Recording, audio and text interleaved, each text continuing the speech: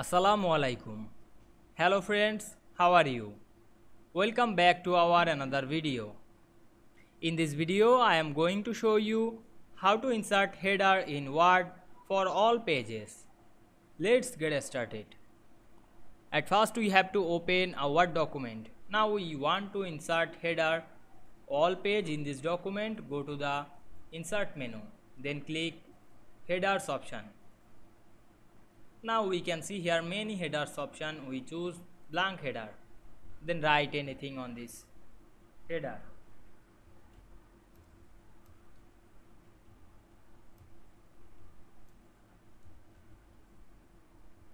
Then click close header and footer. Now we can see here we insert header in all page. Go to the insert menu, then create some page. Now we zoom out this document and we can see here we insert header all page very easily. I hope you enjoyed the video. Please like, comment, share and subscribe my channel. Thanks for watching.